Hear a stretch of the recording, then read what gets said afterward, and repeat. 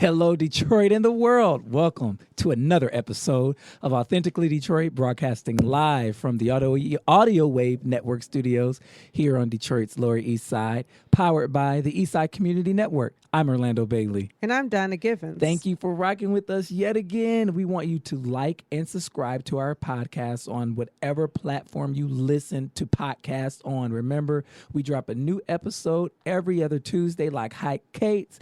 We have a very special guest in the building today. We have Jermaine Ruffin with us from the Streets Are Planning podcast. He's also with the City of Detroit's Housing and Revitalization Department. What's up, everybody? What's up? Thanks for having me. Happy Monday. Happy Monday. How was the weekend, everybody? Remember that weekend, I think it was on the 4th, where you said all you did was stay in your parents' house and water plants? Yeah. Watch the cats or something?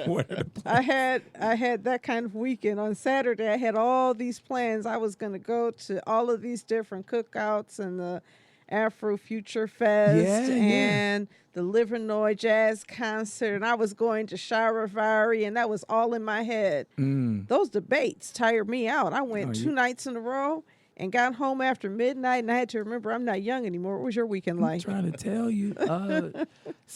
My weekend was a little somber. I had a funeral to attend, and so I missed ECN's Neighborhoods Day Mac Avenue event, which I heard was really, really dope. We activated the corridor really between Chalmers and just east of Alta Road here on Mac Avenue. So that was really cool. But I missed it. I had a funeral. But I did make it to the Sidewalk Festival. Shout out to Ryan Johnson, who curates the Sidewalk Festival over on the west side near the Old Redford Theater in Artist Village. It was a beautiful site. Got to see Neek Love Rhodes do a set. She's a good friend, and it was really good.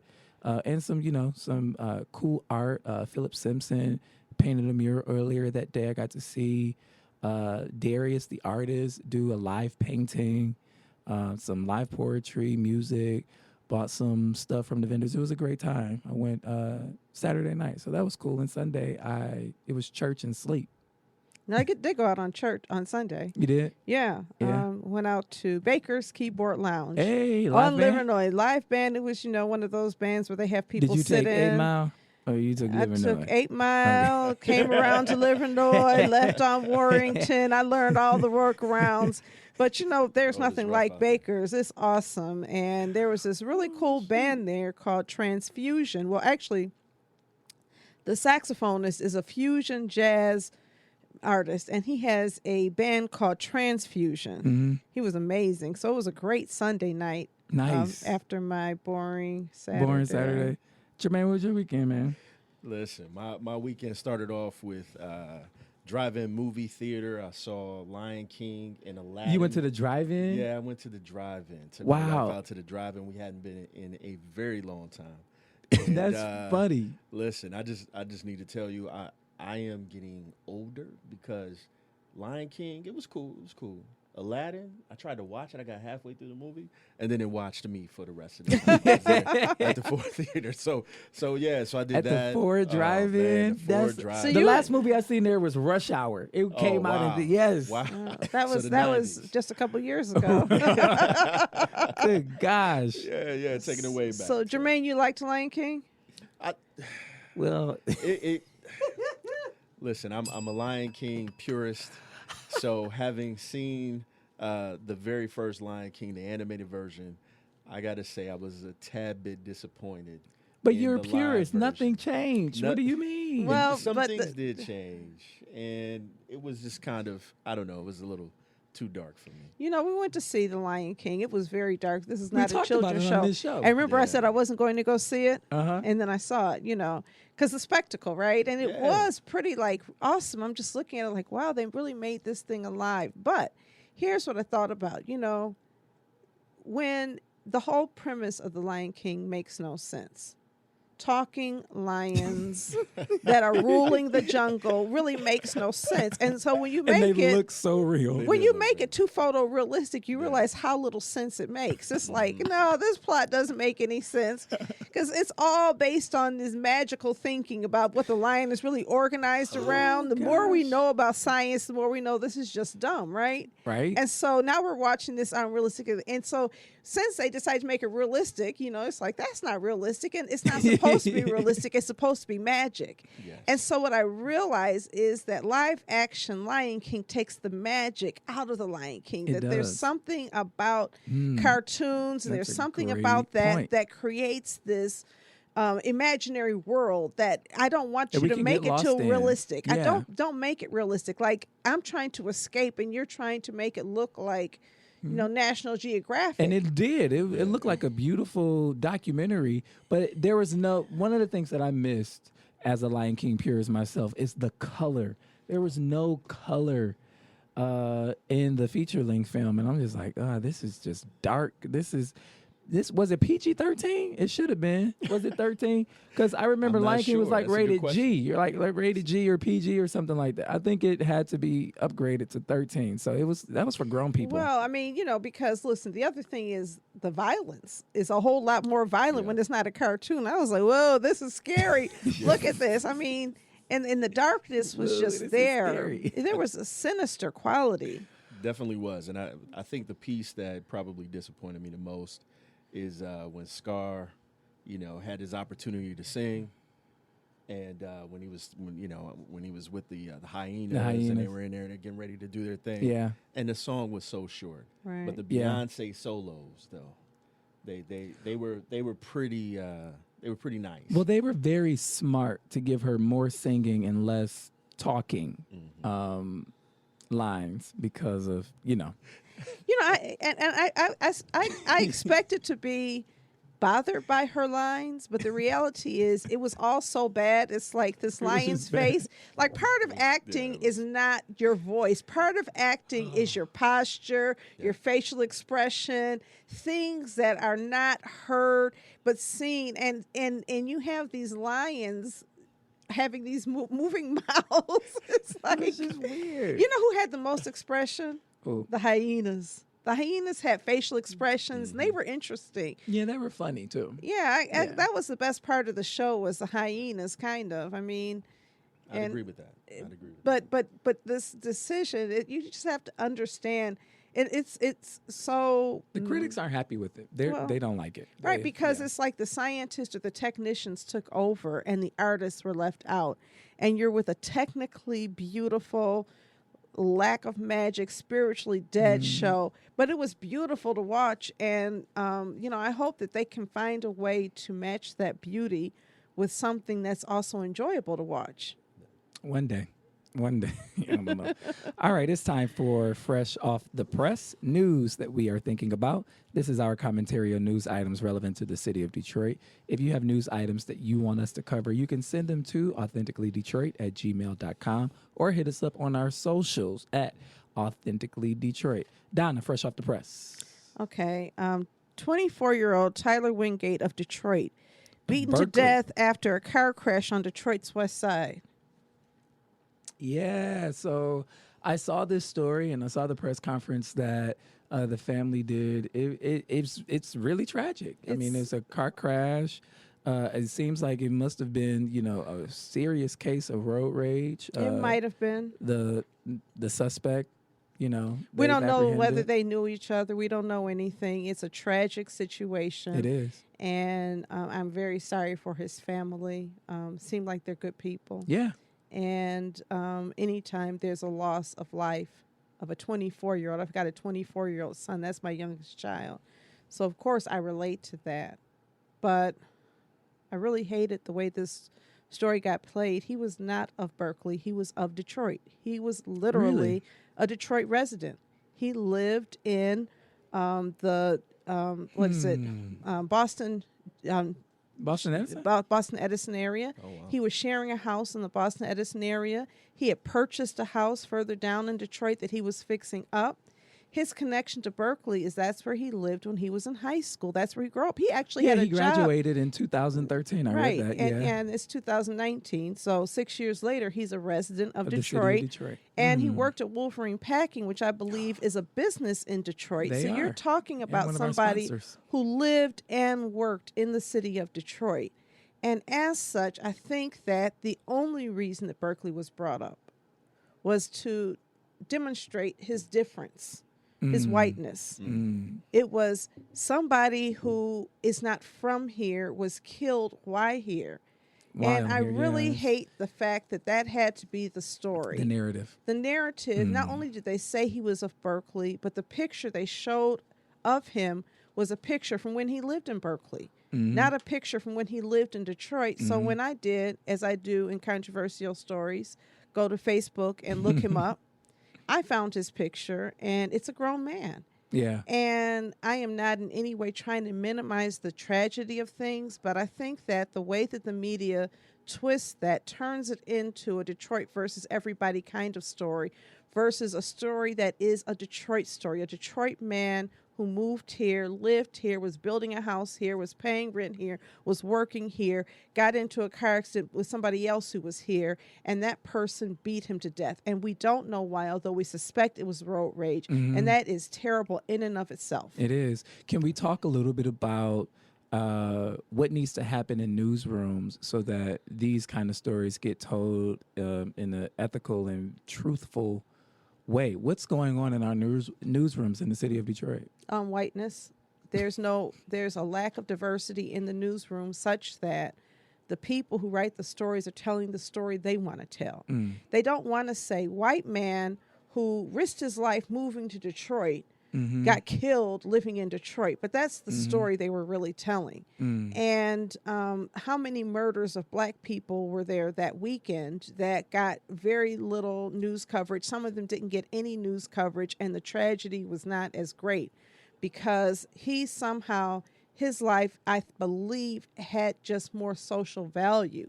And that happens when people have more money. But whiteness is also a thing there. And so I think there was an unspoken editorial narrative that was there that was unnecessary. Well, let me read you the subtitle of the headline that the Free Press published. 24-year-old Tyler Wingate of Berkeley beaten to death after a car crash on Detroit's west side. So they place him in Berkeley, and they place in a very isolated way the accident on the west side of Detroit, making a very clear distinction to lead the reader to believe, which is That he was a for visitor. fact is untrue now, that he was a visitor in And the city then of Detroit. the other headline that you also put kindly says, Berkeley mourns former high school athlete beaten to death after car crash in Detroit.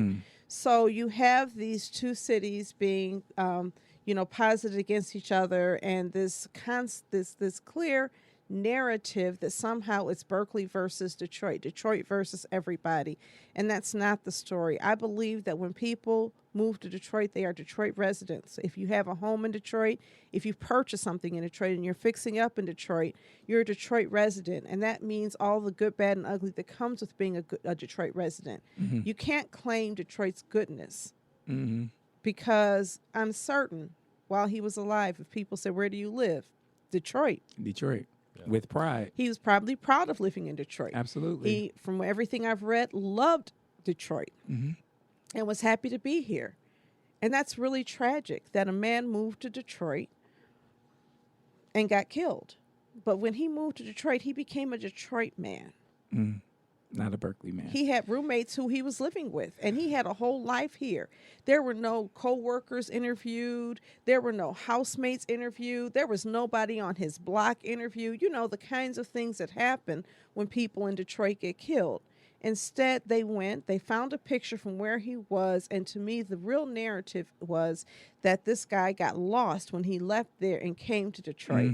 And it became many stories within one. I know a lot of people perceive this not as road rage, but as a hate crime against a white person. And I don't know if that's true, if there are any elements of that, because all types of people can hate.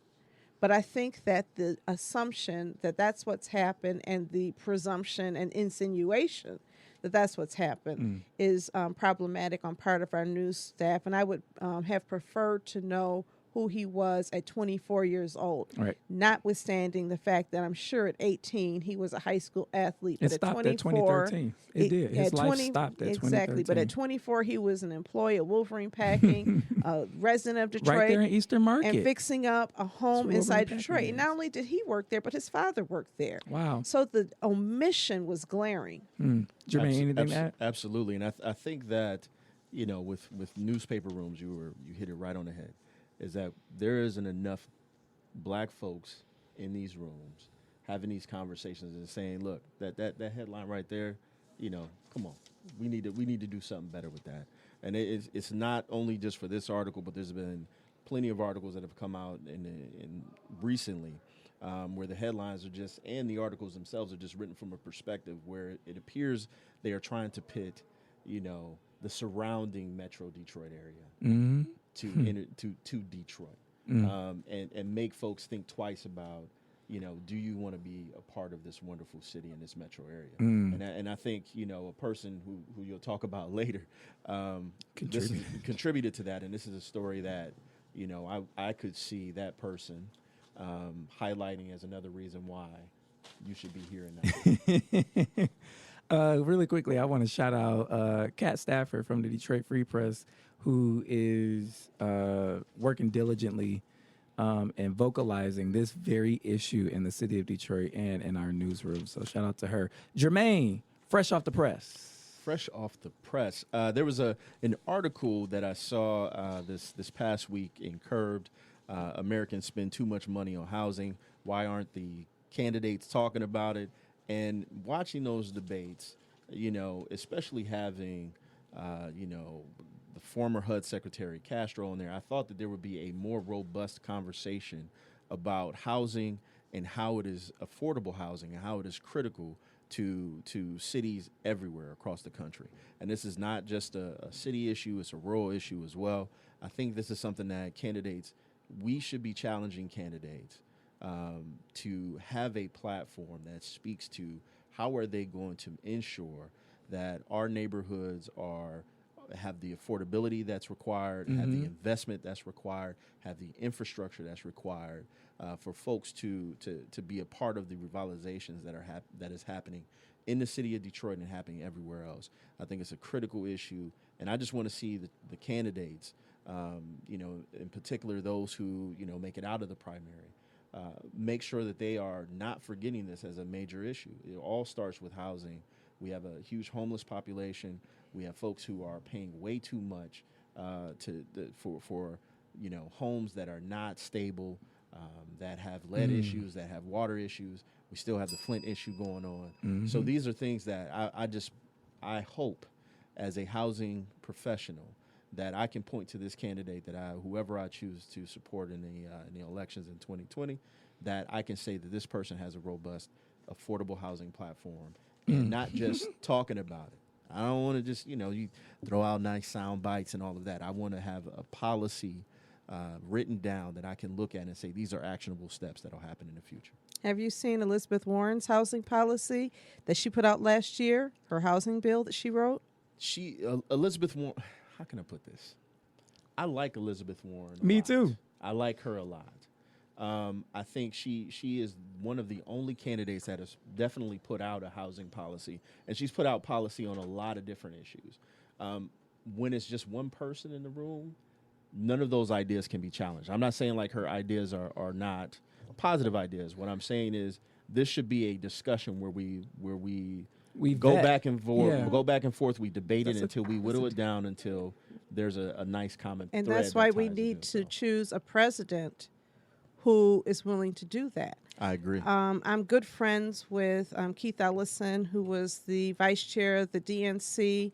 And when Keith came to town, I said, hey, Keith, we need a housing policy. And Keith said to me, okay.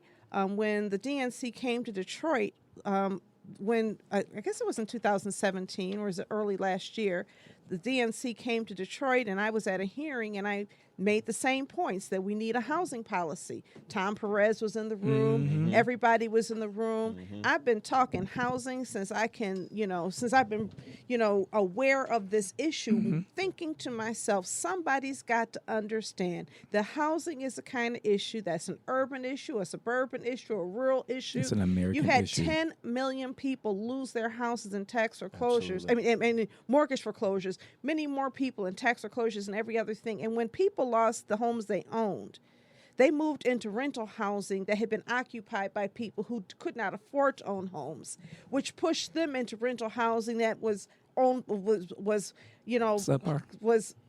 was owned by people, or that was occupied by people who had less income, which pushed poor people out of rental housing. And there has been no replacement. In the city of Detroit, 17,000 homes have been demolished in the past 5 years. We brag about that, 17,000 plus. And that's a good thing, right? Have we built 17,000 new affordable homes in the city of Detroit since we tore those homes down? We have not. And so since we have not, we've had a net loss of affordable housing. And when we build housing, let's look at the Brewsters. The Brewsters used to house all poor people, okay? It was a low income.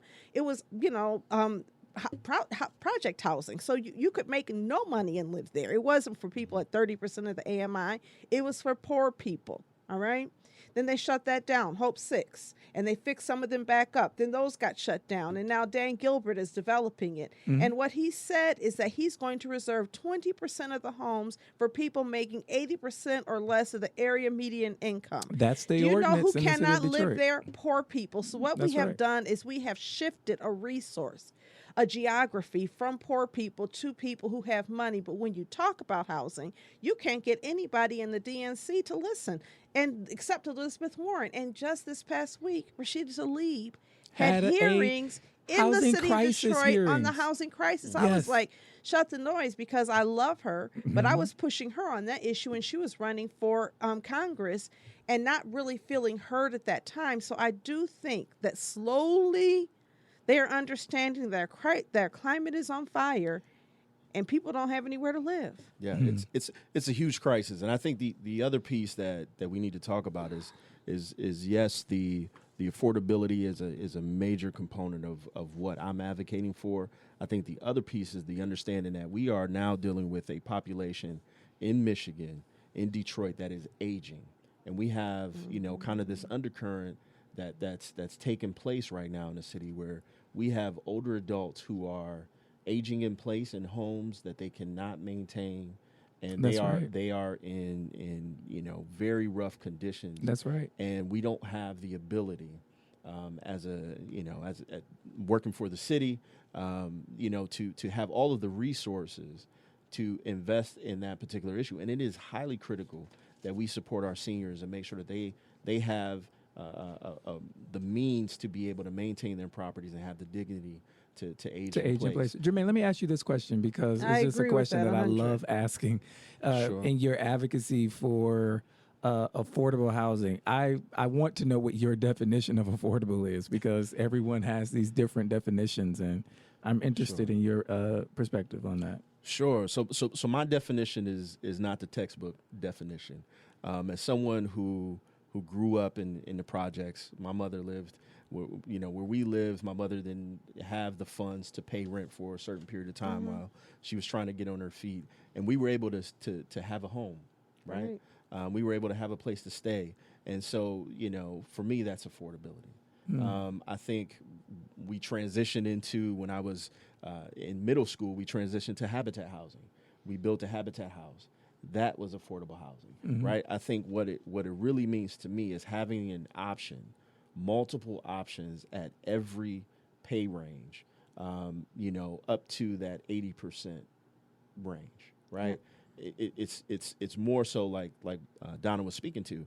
If you're taking 17,000 homes offline permanently, forever, you need to ensure that you're replacing those with new units of affordability at every income range to allow for folks to have those options. And I think all the way down to no income. all the way down to no income, because ultimately, I think the way that we, with those units and with the Brewster homes and other places, is that I also don't like the idea of congregating poverty.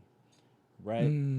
I think that, to me, when you say this affordability at every range, below that 80% all the way down to zero, is that you're creating for diversity in the neighborhood, as opposed to just congregating that poverty housing, so to speak. But I think that that's great in theory. That whole diversification of income is so great theoretically. I remember when Hope 6 came along and they were deconcentrating poverty, right? But really what they did was dehouse a whole lot of people because they did not have a one-for-one replacement. And now all of a sudden there are these requirements that you measure up and you meet the expectations for people who live there. And there are some people who, quite frankly, will never measure up because they have too many barriers to self-sufficiency. There used to be a time in this nation where we had this construct of a social safety net that would catch and protect everybody so nobody would fall too far. And that has just gone out of fashion. Now everything is self-sufficiency, as if we have jobs for everybody that are living wage jobs for everybody, and as if there is no need for a low-income workforce, a temporary, unstable workforce, as if our economy is not entirely dependent on that.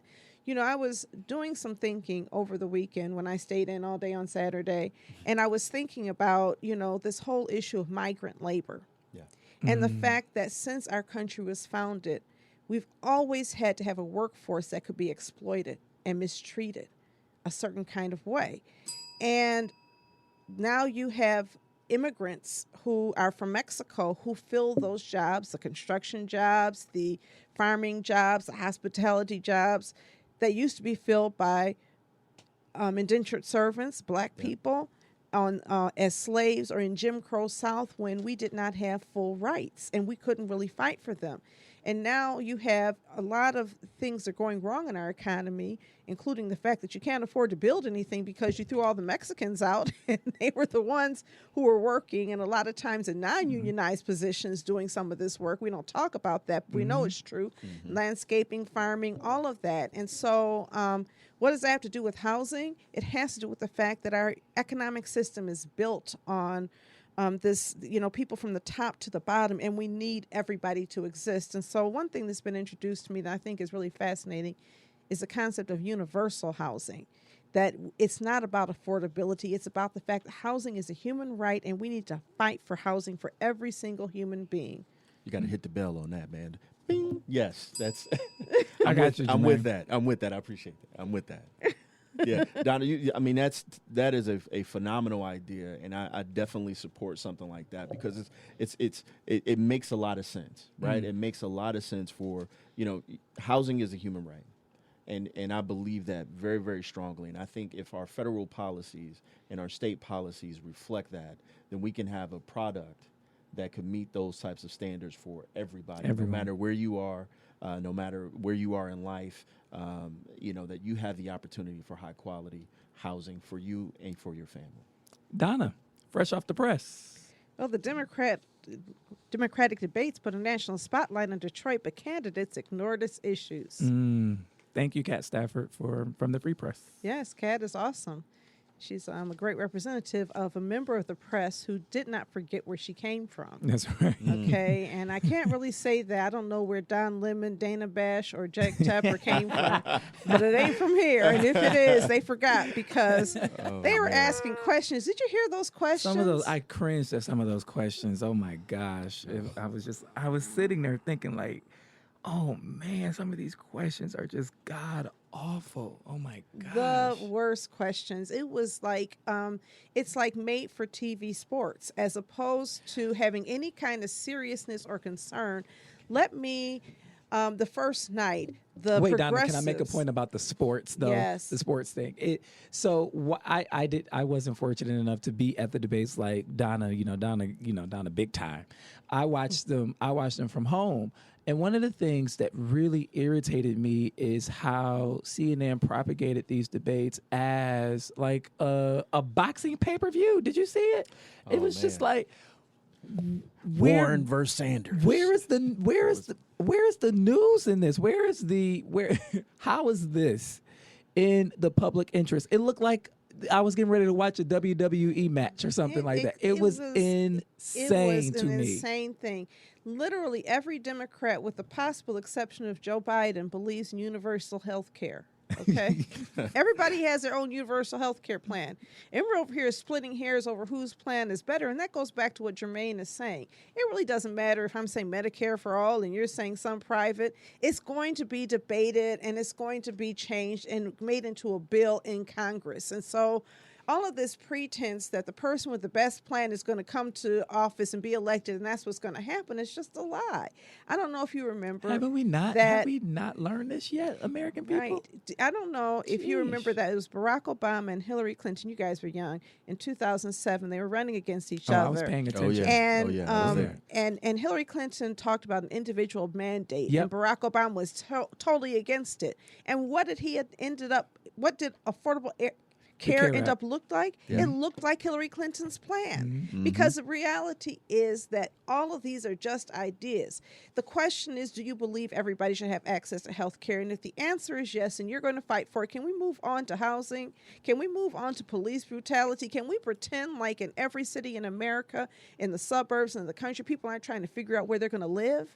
It's so insane to me that this gentrification story and the homelessness story makes it on the newspapers, and Don Lemon hasn't figured it out. He hasn't figured it out. It's like, But brother.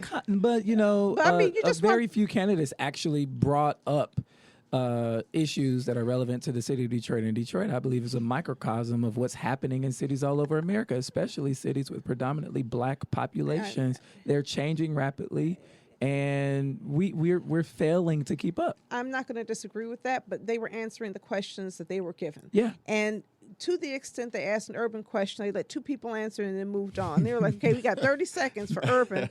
And it was just silly. We got 20 seconds for the format. First of all, let's be honest, okay? You got 10 people on stage, and I only want to hear from both 4 of them.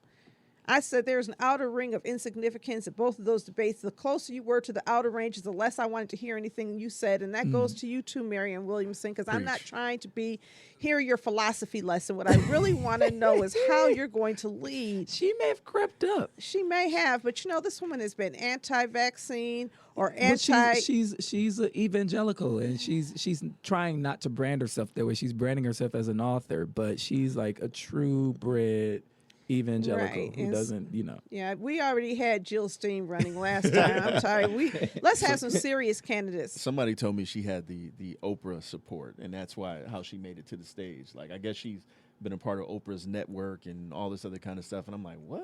That was the first time I've ever seen her or ever heard her policies in any kind of way. Yeah, so we really didn't hear policy agendas around urban issues, especially for cities like Detroit. And it was a huge opportunity that I believe was missed on part of the candidates, in part because the Free Press ran several editorials leading up to the debate. Well, I sat right there in that audience and I watched them pit all of the candidates against each other on healthcare for 40 minutes. And in the middle of that healthcare pitting and arguing, when were you going to talk about Detroit? I watched them then ask question after question that did not engage. So we went to immigration, but we didn't even talk about immigration in the context of Detroit. I blame CNN. I blame the DNC. I blame the people who set the stage that people are on. I'm not saying you couldn't have a candidate who breaks through and figures out how to break the rules, but in order for me to have to break the rules to be relevant speaks to something about our whole national news, whatever, and the DNC. And I blame Tom Perez for some of that. Yep, I do too. We should have an urban debate. And just on urban issues, like we have a climate debate, make the debates thematic. Make them speak to the populations that they've lost. The fact that you are only allowing 4 or 5 issues that you decide are important, and that's part of why I don't watch CNN, because CNN does such a poor job of really talking about meaningful issues in a meaningful way. So I think that everything that Kat Stafford did a really nice article where she outlined a number of things that people talked about. We've got to talk about poverty. Poverty is such a significant issue that we just leave alone. We've got to talk about the housing foreclosure crisis. We've got to talk about tax foreclosures. We have to talk about health care from the perspective of poor people. It would be really nice to talk about immigration, not from the sense of do we give them benefits or not, but immigration from the sense of what immigrants bring to our economy. That's right. And what we're missing as a result of immigrants being missing from our economy. So I feel like there's a lot missing. Do better, Democratic Party. Do better, DNC. And do better, networks who are hosting these debates. And so the candidates themselves, you better find a way to make sure your voices are heard. Get out there and put your urban agenda out there, because you can't count on your party to make it relevant. Sure can't. Absolutely. Somebody tell Uncle Joe. Jermaine, fresh off the press. Fresh off the press. Meet Chicago's first ever chief equity officer.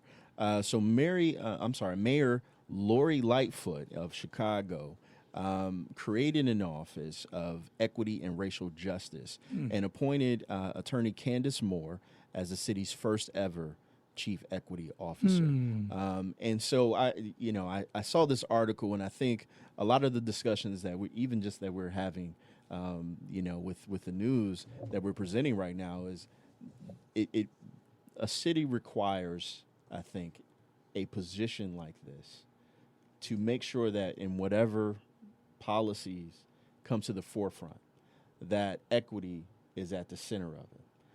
I think a lot of times there are a lot of good ideas that come through from whether it's coming from city council, it's coming from the people, it's coming from a mayoral candidate or the mayor who currently resides in office.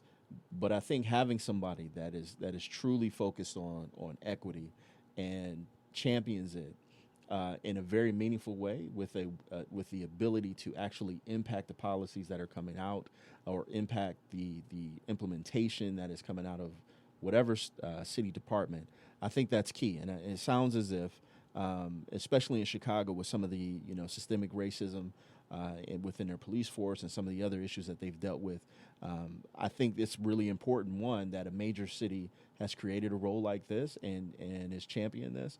And I think that with the city of Detroit, we do have Creole. We have a great office over there. But I think having a person who's totally focused on this is important. I think for someone to occupy this position and do it right and do it in a real way, they have to not care about their job or who hired them. Because I think that this position would also more than likely offer a check to some of the policies of the person who hires for this position, which is the mayor of Chicago, would be mayor of Detroit if the city of Detroit decides to hire a position like this. There has to be, in my opinion, some delineation of who you're hired to serve at the pleasure of and what the actual job is, and not being afraid to do that job and get fired. Gotcha. Sort of like an inspector general sort of position. That's true, I think. But, I think if Coleman Young were mayor and Coleman Young hired a chief equity officer, we would expect that chief equity officer be fighting for equity. Because we actually believe that Coleman Young had a passion for equity, race equity. Even he didn't always get it right, but he was passionate about it. Nobody always gets it right. But is that your driving passion? I think in a lot of big cities in America right now, you don't have big city mayors who believe that equity is race equity is not their primary thing. Their primary thing in a lot of instances is development. And development and race equity are not necessarily going hand in hand. Lori Lightfoot also suspended water shutoffs in Chicago. And, that's a big move. I cannot imagine the suspension of water shutoffs or tax foreclosures in the city of Detroit. Our mayor has the power to do that, but whether or not having that power, that is a priority on part of the mayor, is a different thing. So I think the appointment itself says something. And I'm going to be keeping my eye out. I think that, I was talking to somebody not too long ago, and we were talking about electoral politics. And, there was a time when you had a mayor who was going to the state of Michigan and demanding that our state policy be equitable. Remember that? Oh, yeah. We were cussing people out and telling them off and all of that. Yes. And now, you have literal silence. I don't really hear anything coming out of City Hall when there is a police brutality case, when there's a case of a police officer saying something racist, when racial things happen. There's just no conversation coming from City Hall about race. Yeah, I mean, I think that there are voices, right? And I think there are voices who champion those things. But as far as like a policy piece, it's something like one person stepping up, or the mayor stepping up, or somebody stepping up and saying, we're not going to stand for this, and we're going to be at the forefront of changing state policy. I think there's an opportunity there. I There think definitely that is an Arthur opportunity there. Jemison has been a strong voice on behalf of the community, and HRD has been the department most will second that. responsive to neighborhood needs. I will second Okay? If you show me a department in the city of Detroit where neighborhoods feel listened to and matter, it is housing revitalization, where I see programs being developed and an effort being saying, okay, maybe we can't meet you all the way there, but we're going to go as far as we can because we care. Taking advantage of the opportunity that's presented to us, which is we have to be about the neighborhood. We have to be about the community, because these are the folks who weathered the storm. These are the folks who decided that, you know what, no matter what, this is my city, right? And I'm going to stay here, and I'm going to make sure that I'm a part of whatever happens moving forward. And I think that for us, we need to have more of that, and an alignment across departments where that's a shared message with everybody. And I'm sorry, because I know, but I'm just going to say the buck stops in the mayor's office. And when the mayor decides this is going to be my priority across every single department, it will be the priority across every single department. Right now, I believe that people see a very capable person who is able to negotiate real estate deals and who is able to spread this message that it will trickle down, and it has trickled down. And look, everybody's benefited from how we have improved these certain areas. Trickle-down economics are the kind of economics that Ronald Reagan was proposing. If you're going to be proposing, if you're going to be helping poor people, if you're going to be helping legacy Detroiters, if you're going to be helping people like my mother and your mothers and grandmothers, you're going to have some intentional policy that says, here's how we're going to not just follow market forces, but we're going to create something that is resistant to market forces to protect these people who matter. How about a home repair grant program that allows people who are living in aging homes that need repair to get those homes fixed up? How about we're not going to cut off water in senior housing, homes owned by senior. How about we will not foreclose on homes owned by senior citizens? Or people in poverty. Or people in poverty. Yeah. Right. I mean, we can decide as a city government where the resources go. Now, I'm going to say one last thing, and this is going to get me in trouble, but, I've seen the mayor's argument that when we give tax abatements to corporations, we're not giving them anything because what we're doing is we're foregoing future income. Well, why don't we forego the future income from poor people, okay? Whose future income are we going to protect? Fresh off the press. Longtime Oakland County Executive L. Brooks Patterson passed away Saturday, succumbing to his battle with pancreatic cancer. Multiple sources are reporting this.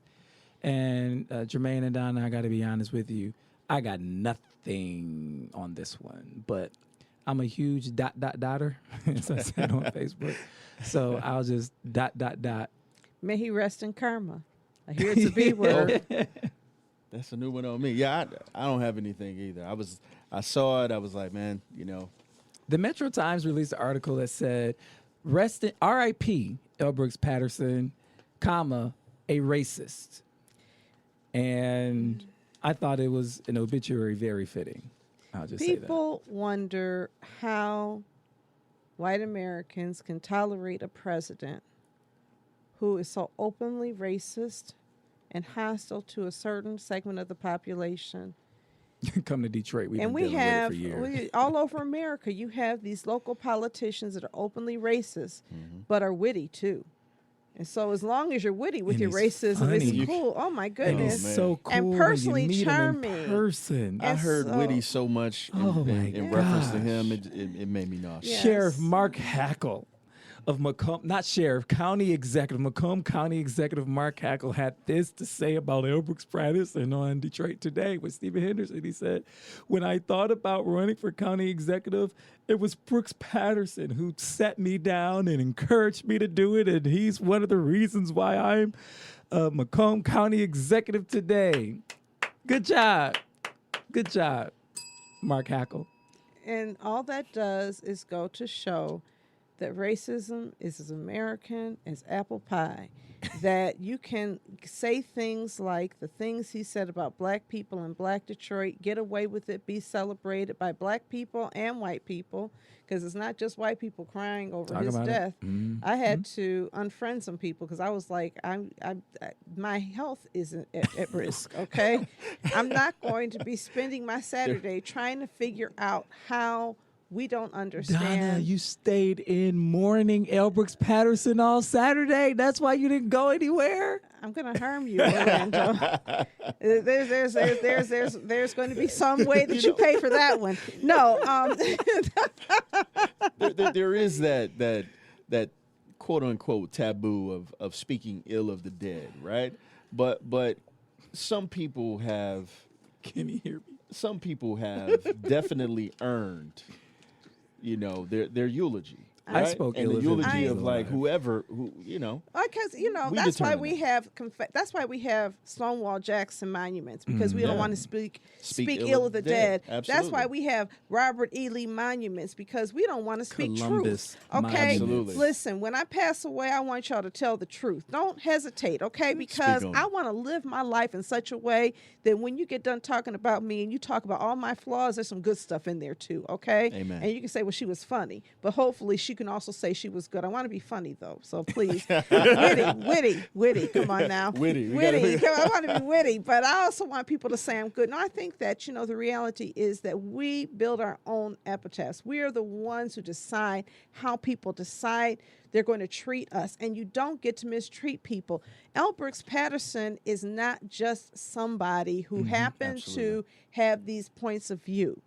He was somebody who supported people who were burning buses in Pontiac because black school children were allowed to go to white schools. It was the Klan who burned those buses. Absolutely.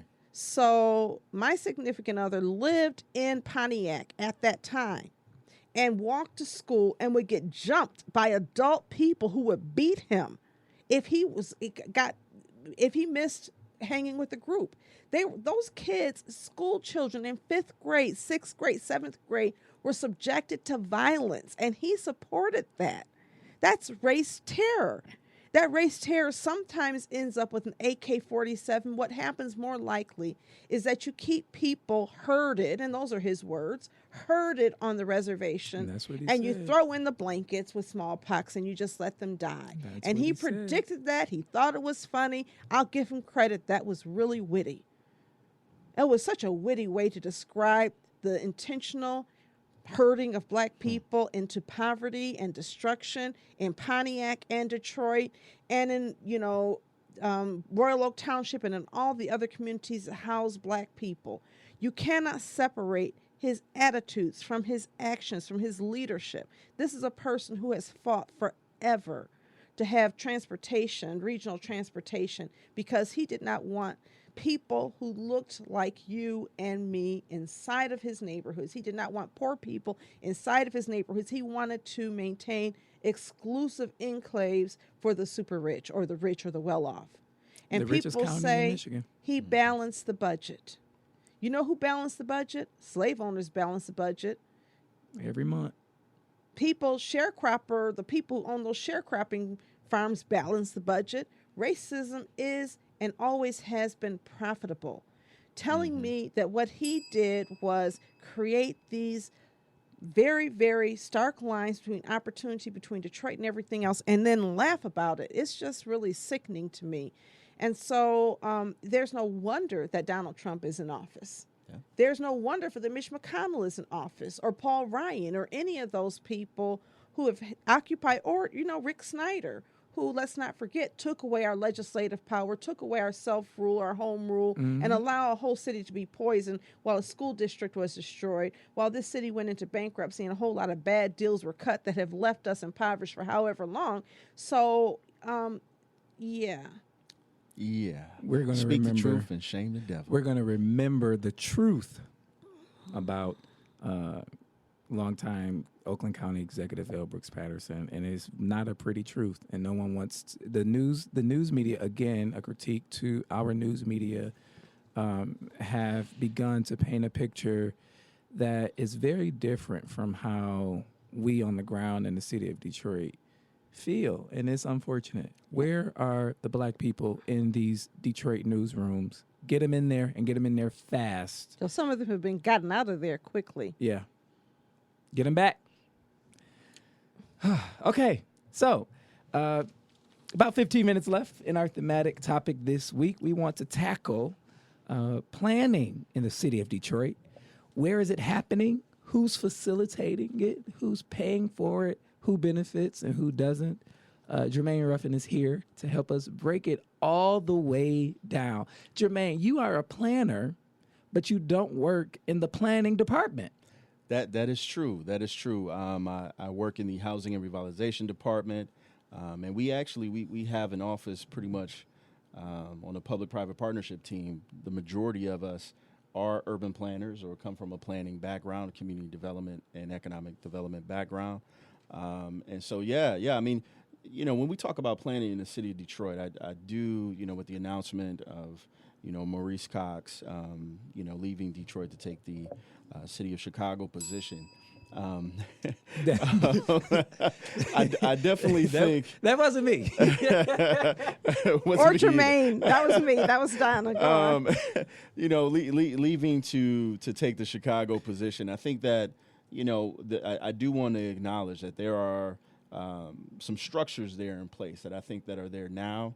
Some of the staff that are down in planning as we speak, who are really committed to planning from the neighborhood perspective. Where it's, in my opinion, as an urban planner, my upbringing is always, I'm facilitating the community's plan, right? It's not my role to come in and say, this, if you did this, if you did that, if you did this, that this is going to fix your neighborhood, because I'm not an expert on your neighborhood. You are. And so how we see our roles in Housing Revitalization Department is to really take these plans that have come out of the Strategic Neighborhood Fund planning efforts and figure out how we can implement, the work that's come out of that. I think, and what we found is that there is always a continuing conversation, because those folks who often inform plans are the ones that could make the scheduled meeting. Jermaine, can we talk about what my training around plans is and what the city of Detroit is currently doing, right? So when I think about a plan, I think about the built environment. I also think about the natural environment, land use recommendations, project ideas, housing stability, and all of that. What's currently going on, and this is my opinion, and you can correct me if I'm wrong, is that what's happening in neighborhoods is planning for certain kinds of projects. These are not comprehensive plans, right, that we would traditionally see in, say, a master plan that the city of Detroit currently doesn't have. Yeah, I would agree with that. I think these are more so neighborhood development plans, for development strategy. And I'm not just talking about development of residential and commercial properties, but that is a major component of it. But I think what we're looking at is that you have a certain resources, right? We're limited in the amount of funds that used to fund a lot of these master plans and other community strategies, which was CDBG dollars. Mm-hmm. And so now that those dollars have shrunk over the years, what we're stuck with is limited dollars. How can we get a plan that can be supported for positive development where we know it's needed, or it's assumed that it's needed? And so I think that's how these plans are being approached. That's not, from my position. Like I said before, I would much rather see plans, be more organic. And I've always, I come from the school of planning where you work with your local CDCs, right? Because they've typically been on the ground level of all of this and know where the needs are, know where the issues are, and should be a part of leading a lot of these efforts. And, I think, and we had a conversation some time ago, Orlando, about the importance of CDCs and how the infrastructure of CDCs in the city of Detroit is not as strong as what it used to be. But with ECN, you all have created an environment where people feel as if they are part of what you're doing. And I think in every other neighborhood, we need to have I'm of the opinion that we need a CDC and we need a planning department and HRD to come around that same concept of saying, we are here to support the efforts that you've identified as being necessary for the betterment of your community. Yeah, I just like to imagine a world in which some of the funds that have been allocated to these contracts and these RFPs would be allocated to CDCs by way of operating support or planning support, so that the city did not just say we value you, but valued us in the same way the city valued professional planners and said, you know what, we're going to pay you to assist us in these tasks. Too often we're called in to bring our expertise and called in to problem solve and crisis manage. And there's this assumption that, well, you're just going to do it because you're good people and we're going to pay these people because they have skills. And, that's just an amazing way of looking at the skill level of the people inside of neighborhoods who, as you pointed out, bring a lot of knowledge and skills. If I don't have any skills, why are you calling me, right? Yeah. Or I should say, if Orlando doesn't have any skills, why are you calling him? They don't call me. But if Orlando doesn't have any skills, why are you calling him? Or, some of the other staff that we have on board. I think the reality is that there is this breakdown, and what I'm hopeful of is that there's an opportunity right now, and that's why I push the bell. It's not targeted at a person, but it's targeted at an opportunity to rethink how we do planning in Detroit. There was a time when planning was hands-off, and you just went down to the planning department with your ideas, and some of them were bad, and the planning department didn't really do too much. And now we have this thing where the planning department seems to be in our neighborhoods and thinking that we just need to move out of the way and let them do what they do. And I think in the best of both worlds, the planning department is doing what it's doing, and the neighborhood folks are doing what they're doing, and we're all trying to leverage our strengths. Absolutely. I couldn't agree more with what you're saying. When planning is at its best, the person who as an urban planner, when it's at its, you don't notice me, right? Like in my opinion, you don't notice me except to say like, oh, Jermaine might have helped with this, Jermaine helped with that. My job is to, and how we look at it, is to facilitate whatever project and idea it is that you have within the means that I have, right? And if I don't have the ability to do something, then don't waste your time. Tell you immediately. Transparency. Transparency. So then you can figure out a way to do what you're doing, maybe with private partners or with others. And so I think you've raised something that's kind of triggered a thought for me and some emotions, because I when I was at MISTA, I worked with the Michigan State Housing Development Authority for a number of years, and they had operating funds for CDCs. They provided dollars and grants and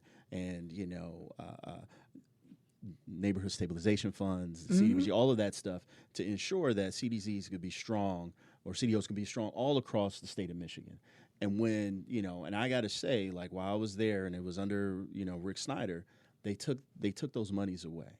Mm-hmm. And what they, it was all to balance the budget, right? It's like all to have this conversation about the financial benefits of why we shouldn't do these things anymore, as opposed to ripping the seams at the community fabric that had been built and strengthened over years, especially in a city like Detroit, where a lot of those, organizations had black folks and folks of color who were leading efforts in their very own community. Yeah. So what you have now is you have a planning department where folks have come from all over the place, different universities, different perspectives, different views, all well educated and have experience, but then they're coming into neighborhoods, and that's the first thing that's what leads, right? Is well, I was here and now I'm in the city of Detroit. How can I help you, right? As opposed to, hi, my name is Jermaine. So what have you all been doing? Right. How can I be more involved? How can I tap into what it is? And that's not a knock on anybody. What I'm saying is as an urban planner, that's my role. Well, I need to come in and talk to you. How first. does that culture, I guess, now with this new opportunity, permeate through HRD and the planning department? How are we, in your opinion, hearing each other? How is HRD hearing what planning has to say? How is planning hearing what HRD has to say? How are both entities hearing what the residents have to say? How are we playing and sharing resources and honoring expertise of CDOs in the city? How is that all coming to a head now? I think now the opportunity is and it has been with HRD and with planning staff, is that you have Arthur Jemison, who, in my opinion, and, salute to him. He's one of the reasons why I came to the city. We like Arthur. And I like Arthur quite a bit. And Donald Rencher as well, who leads HRD right now, is their mindset is a mindset of how can we facilitate what the community wants. I'll just real quick, I'll just give you a story. My second day on the job, I was at a meeting in the Brightmoor community with Arthur and Donald. And they came in, the residents were really upset because they had, concerns and comments about how they weren't being listened to when it came to dealing with the issue of home ownership and with repairs and with, dealing with a developer who they felt just did not respect them at all. Mm-hmm. I was given the task that night. I got cursed out first, and that's okay. That happens. Thank you for saying that. It happens. That's okay, because when we're in the wrong, and at that point in time, we hadn't fulfilled our duty as a department, and that was recognized at the meeting by Arthur and by Donald, that we hadn't fulfilled our part of this commitment between city government and neighborhood. And after that, I got a hug, and he said, "I look forward to seeing you next week when we can get this going." And so what I did was, and what we did was, we went back to the office the next day and said, this is what we're going to do. We're going to work with folks. And we worked with community organizations to now have a pilot home ownership program in this neighborhood to make sure that they're getting the repairs and the things that they need. I know the red balloons and all that stuff that was happening last year it was in the free press and all this stuff. I was in such close communication that these folks, they call my cell phone, they text me. This is the type of self-awareness that I think any planner or anyone who's engaging communities and neighborhoods in the city of Detroit, you need to have. You don't need to give them out. You don't need to give out your cell phone. That's how I do it. But once you go, being a listener.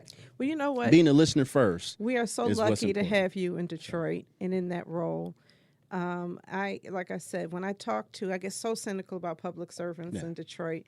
And I talked to the folks in HRD, again, starting with Arthur. He's come to our forums, and people have attacked him, and I've seen the way that he has been able to listen and respond and show, I heard you in the past, and here's what we're doing about this. And that's what leadership is. Absolutely. Leadership is not always being right. It's not proving your power. Leadership is really demonstrating to people that you care, that you're listening, and that you can take them somewhere good. I think that we are at a crossroads in the city. And this is not Detroit. This is in urban America, this whole urbanism, this new urbanism or whatever it is. And the concept is, are we remaking cities for the people who are there, or are you remaking cities for the people who will come? Cities don't have enough revenue because revenue sharing has gone down, income taxes and property values have gone down. And so cities are trying to figure out how to capture new revenue by bringing in people with revenue. Which, if that is your modus operandi, then that means that you have to deprioritize the people who are there to prioritize the people with money coming into cities. It seems as though that's the formula that you see in cities across America. So it's interesting to me that, de Blasio is actually standing on stage, because you have one person who leads the city who should know a little bit about some of this. But that seems like that's that balance that they have to take. And it feels a little bit like HRD is for the folks who are here, and planning is for the folks who they're trying to bring.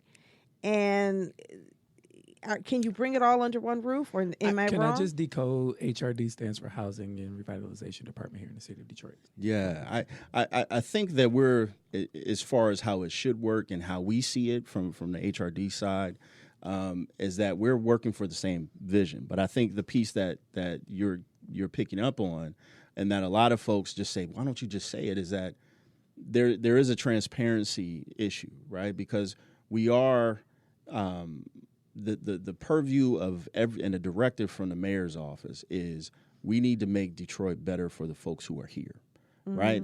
At the same time, with the way that tax revenue is generated, you have to attract people. Now, the approach is one that I think needs to be worked on and communicated more clearly, which is there is no better ambassador for the city of Detroit than a Detroiter who lives in the neighborhood, right? Who grew up here, who's been here for years. That is who you want to be talking to people to say, hey, you know what? Why don't you come here and start your business? Look, I have my business right here off of Livernois. You need to come over here because this is where it's at. Like, we have an organization, blah, blah, blah, you can get tapped into. That's how the organic way of growing a city takes place. I mean, my family, when they moved up to Michigan and Ohio from the South, was like a brother moved up here first, a sister moved up here first, planted that flag, was like, whoa, this is a great place. I got a great job. I got a great house. And the people here are just amazing. You should come up. And then my great uncle came up. My other aunt came up. So when you have those types of situations, it's more about those folks who live in the city of Detroit, making it feel comfortable and being an ambassador to attract more people. But until you make those people happy, you can't. I agree, but I'm going to use the R word, right? Sure. The people who are coming to Detroit that are perceived of as having the kind of resources that Detroit needs are not your cousins or mine. I agree. Okay? I agree. They're the people who left, and they're cousins. We got to bring them back. The expats. At Detroit, the descendants of expats, Absolutely. Detroit's like Cuba, and they're trying to go into Florida and saying, come back, okay? And they're not trying to bring back the black Cubans. They're trying to bring back the Cubans who owned the plantations and had the money. And so we have some... there is... I guess from a municipal standpoint, can we walk and chew gum at the same time, recognizing that cities change, right? Detroit wasn't always a predominantly black city. In my lifetime, it was predominantly black. I know that my grandmother remembers a Detroit that wasn't a predominantly black Detroit. So we know that cities change, and they change all the time. But is there an approach on part of the municipality to strengthen the fabric and the culture that already exists here while welcoming new neighbors? I think that's where you have your director of equity and inclusion to look at that. I think you've got to be honest about this, right? You've got to be honest about the fact that a rising tide lifts all boats, and if that's your mentality, then there's going to be a focus on trying to bring more people in, and more people in with money. So you've got to build more expensive housing. You've got to build up certain areas to attract them. If that's what you're thinking, be honest about that. But I think that doesn't mean that 100% of your resources are dedicated to that. And what's happening is it feels like there's austerity when it comes to protecting the past, protecting our people. We're having long people. I'm at an evening council meeting, and person after person is saying, where's the money to fix up my housing? Where's the money to fix up my housing? And you keep hearing, we're broke. And then you hear about another deal that got cut with another billionaire who wants to come in and do things. And so, there are mechanisms that some cities use, like a leverage fund, which forces them to invest in affordable housing in order to build this other type of housing.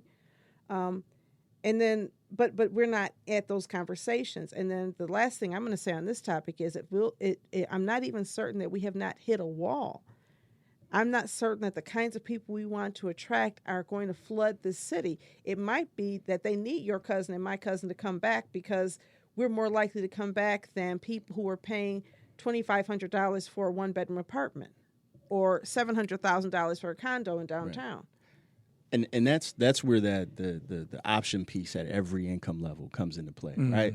Because there's a lot of folks who are, and I'll speak for some of my friends, who are struggling to pay rent in New York and in Chicago. Yes. That want to be back in Detroit, Yep. but they don't feel like they found like quality housing for them. That they don't want to own a home.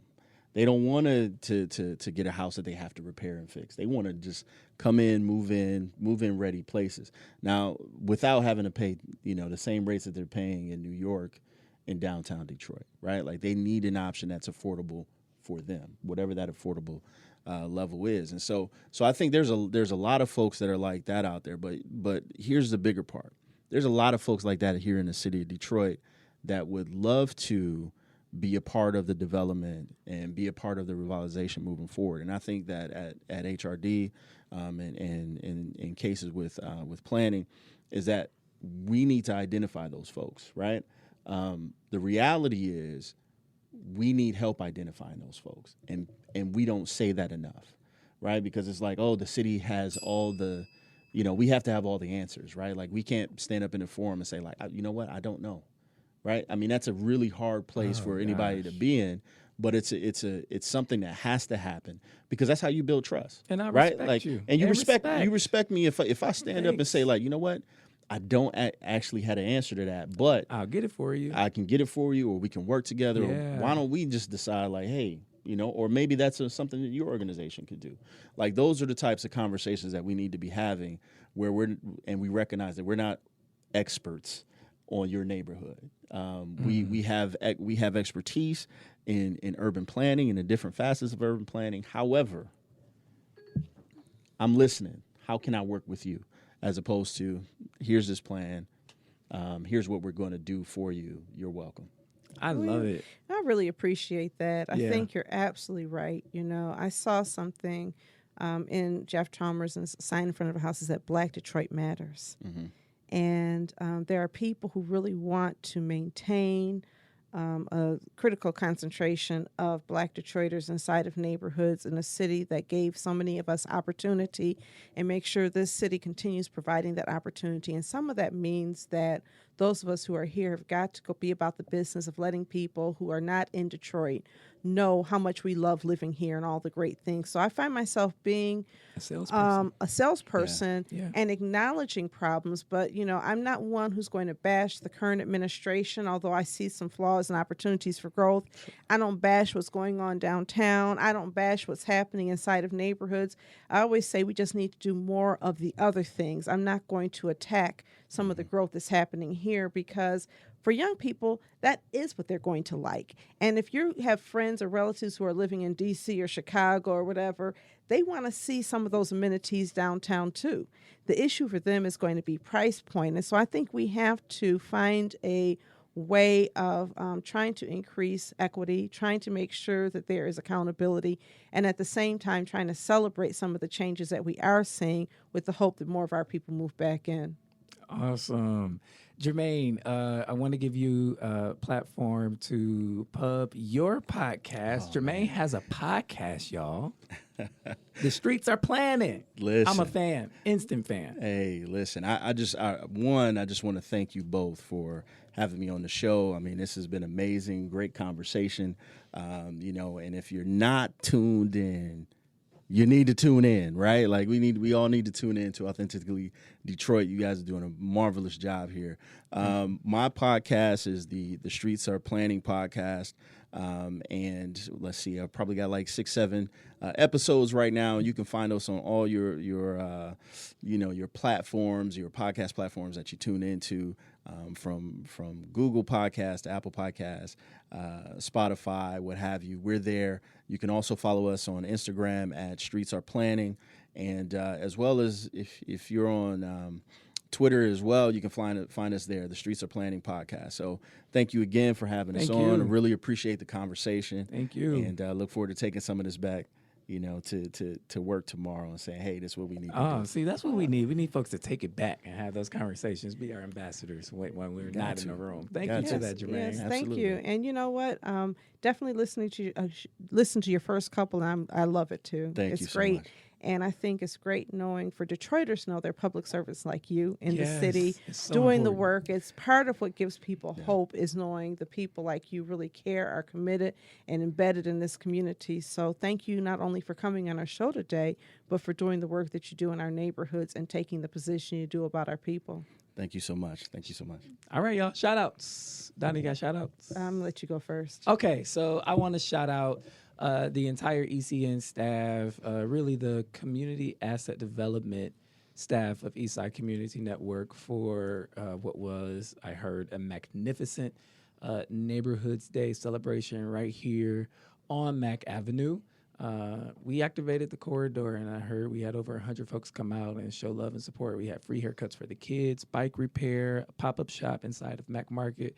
It seemed like a beautiful black time on Saturday, and I'm so upset that I couldn't be here. But shout out to the team at ECN. I also want to shout out the network. Audio Wave had their second annual picnic at Baldock Park this past Saturday. If you missed it, you missed it. All right. So be on the lookout for the date for next year's Audio Wave picnic. And I want to shout out Ryan Myers Johnson of Sidewalk Festival Detroit. It was a beautiful, beautiful time over on the west side. I was on the west side, y'all. And so, everybody was talking about me being on the west side, who I ran into at Sidewalk Festival. I'm like, I don't know where I'm at. I'm out of town. I need a snack to go back home. But some amazing things happened in the city of Detroit over the weekend. Happy birthday, Alan Penniman. I want to shout out, who do I want to shout out? I want to shout out the staff at ECN who were at the Bailey Park project on this Saturday, who are helping to enroll people in the plumbing project. We're helping get 100 families low flush toilets in their homes and low flow sinks by retrofitting their plumbing and educating them on how to improve water management. That should save between 1/3 and 1/2 of their water bill. And that is for people who are renting and owning their homes. So shout out to the staff for helping to make that happen and educate the community on that.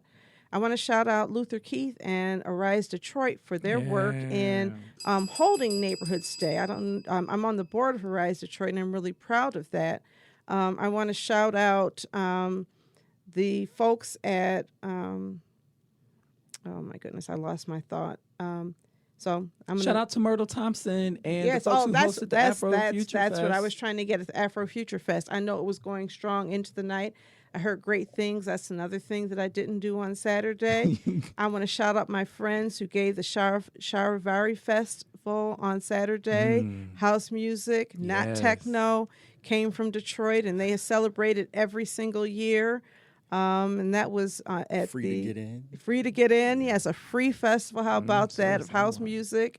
Shout out to Baker's Lounge because I had a really great time. And techno is black music too. I'm just saying that when it was house, it was ours. It was okay, house, we didn't call it techno. Yeah, I feel you. They changed the name and called it techno, so I'm just gonna call it house. Jermaine, you have shout outs? Yeah.